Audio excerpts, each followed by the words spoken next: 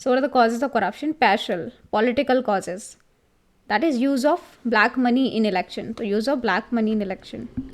तो election में क्या use होती है? BM, black money in election. Use of black money in election. Then criminalization of politics, COP, criminalization of politics, and CC, crony capitalism. CC, crony capitalism. Economic causes भी हो गए, informal sector. High share of informal sector. इससे क्या होता है? That leads to bribery of the official to keep out of the ambit of the law. तो यहाँ पे इनफॉर्मल सेक्टर ब्राइबरी करता है to keep out the ambit of the law. फिर रहेगा हमारा low wages. Economic cause low wages हैं, ठीक है. तो उसमें पुअर करियर ग्रोथ अपॉर्चुनिटीज़ है, लो सैलरी है, तो poor career growth opportunity and harsher working condition that encourages them to take bribe. And regulatory cholesterol, it bribe to grease the wheels of bureaucracy. तो ये क्या करता है? ग्रीस करता है. क्या? It grease the wheels of bureaucracy. So bribe grease the wheels of bureaucracy. So bribe grease the wheels of bureaucracy. तो economic cause हो गया. फिर सोशल कॉज क्या हो गया? सोशल कॉज में हमारा आ गया पावर असिमेट्री. यहाँ पे किसी के पास ज़्यादा पावर है, किसी के पास कम पावर है. इनफॉर्मल जॉब है, पावर असिमेट्री है. तो यहाँ पे जिसके पास नहीं पावर उसे अपना काम कराने के लिए देना पड़ता है पैसा. That India 1% hold more than 4 times the wealth held by bottom 70%. And power and information symmetry है. पावर सिमिट्री है, इन्फॉर्मेशन असिमिट्री है. इन्फॉर्मेशन नहीं पता है, राइट टू इन्फॉर्मेशन कई लोगों को यूज़ करना नहीं आता. तो information asymmetry. So information asymmetry. PA and IA. फिर हमारे हिस्टोरिकल कॉजेज़ में क्या होगा? हिस्टोरिकल कॉजेज़ में हमारा आ गया जैसे हिस्टोरिकल डिवाइड. जैसे हमारा पहले डिवाइड था between small and big kingdom. तो यहाँ पे एक रीजन का पॉलिटिकल इन्फ्लुएंस ज़्यादा है as compare to other region. तो हिस्टोरिकल डिवाइड था, इनइक्वालिटी सेटअप हो गई थी सोसाइटी में because of caste discrimination, social status, religion, gender, caste. फिर ब्रिटिश कोलोनियल लेगेसी है. करप्शन क्या था? रूट में था. कोलोनियल लेगेसी के रूट में था करप्शन. तो कोलोनियल लेगेसी है corruption. So colonial legacy. So it was in the roots in the colonial rule as it was not interested in the overall development of the country. A colonial bureaucracy based on secrecy. तो आज भी वो भी maintain है. colonial bureaucracy अभी भी continue है. It's based on secrecy. Then ethical reason क्या है? एक तो change in value system. Societal values अच्छी नहीं रही है. Erosion in the societal values. Erosion in the societal values and failure of education system. तो एजुकेशन सिस्टम अच्छे से एजुकेशन नहीं दे पाया है, एथिक्स नहीं दे पाया, एजुकेशन सिस्टम का failure and erosion of the societal value and failure of education system. फिर लीगल क्या है हमारा? Legal administrative politicisation of bureaucracy. Judicial failure है, judicial failure as there is a delay, poor conviction rate and delay in disposal of cases. And legal में ये भी है weak enforcement of the law. Prevention of corruption act है लेकिन there is a weak enforcement of the law. So causes of corruption हमने देखा पैशल. तो यहाँ पे political, economic, social, historical, ethical and legal. हमारे पॉलिटिकल कॉजेज में use of black money in election, then criminalisation of politics and crony capitalism.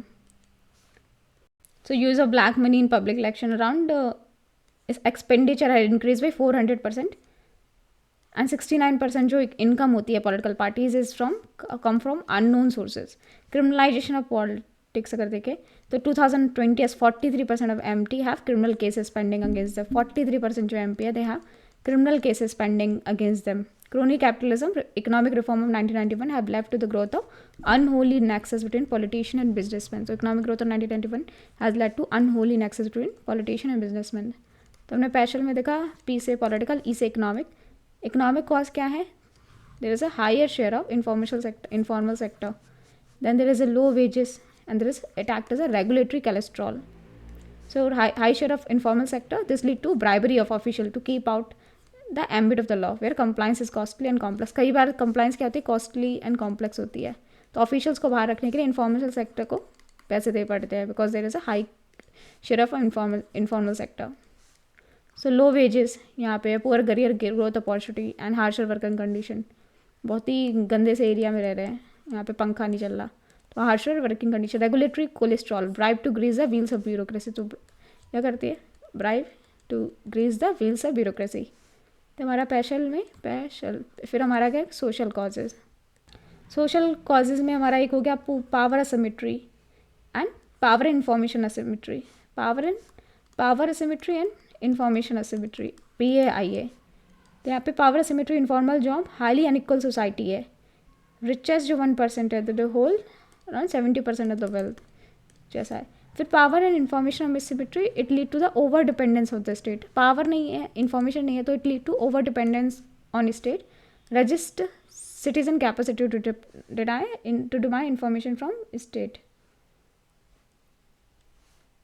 सो हमने देखा पैशल, PE, सोशल हो गया H। हिस्टोरिकल फैक्टर में आ गया हमारा हिस्टोरिकल डिवाइड, फिर British colonial legacy and colonial bureaucracy. तो यहाँ पे हिस्टोरिकल डिवाइड क्या है, एंटायर टेरिटरी बिग और स्मॉल किंगडम में डिवाइडेड थी हमारी,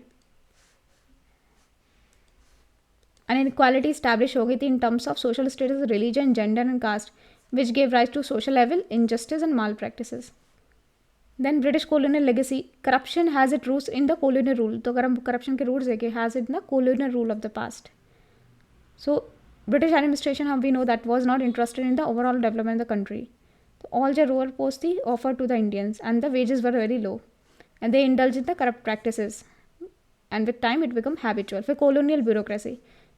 So हमारा जो bureaucracy essentially remain colonial, अभी भी हमारी bureaucracy क्या है, colonial in nature. That is characterized by 19th century laws से हमारी चली आ रही है, that is Police Act of 1861. Complex rules and wide discretion है पुलिस को, secrecy है, moral responsibility devoid of legal accountability. तो जैसे moral responsibility devoid of legal accountability कुछ है नहीं, and ivory tower attitude.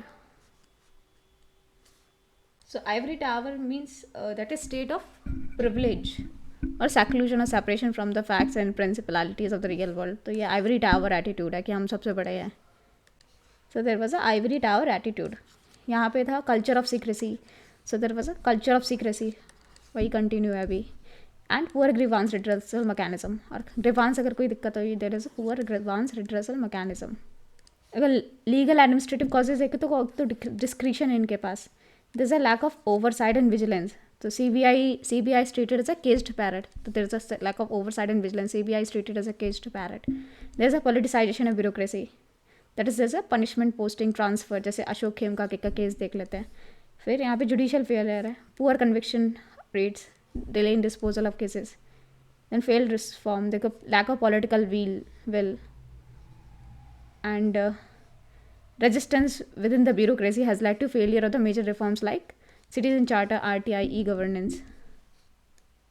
There is over centralization, there is a lack of proper delegation leads to large number of intermediaries between service provider and the service recipient, leading to diffusion of accountability, work weak enforcement of the law. There is a poor conviction under the Prevention of Corruption Act, Representation of People Act. CBI has hundreds of cases pending in various courts under Prevention of Corruption Act. Some of them are as old as 25 years. Bureaucratic relativism. So when the rule becomes more important than the game itself, it abets corruption. When the rules become more important than the game itself, it abets corruption. Ethical causes क्या है, एक तो social acceptance है ऑफ dowry and because of dowry and poverty. तो social acceptance है, dowry है, poverty है, तो वहाँ पे करप्शन चलता है। And there is a degradation of the value system of the society, degradation of the value system of society. Honesty integrity कम हुई है, एंड ऑनेस्टी इंटीग्रिटी की वैल्यू कम हुई है, एंड जो वेल्थ है, मटीरियल है, वेल्थ है, इसकी materialism and importance to wealth and individualism importance हुआ है। मटीरियलिज्म, वेल्थ और इंडिविजुअलिज्म ये इंपॉर्टेंट हुआ है। किसी के पास गाड़ी देखते हो तो हम उसको ज़्यादा वैल्यू देते हैं, ना कि किसी के पास ज़्यादा ऑनेस्टी या इंटीग्रिटी हो, HI हो। तो we respect money not value. For example person with BMW और the person of high integrity, हम पर्सन ऑफ BMW को ज़्यादा रिस्पेक्ट से देखेंगे। So there is a social acceptance of this corruption and there is a degradation of the value of the society.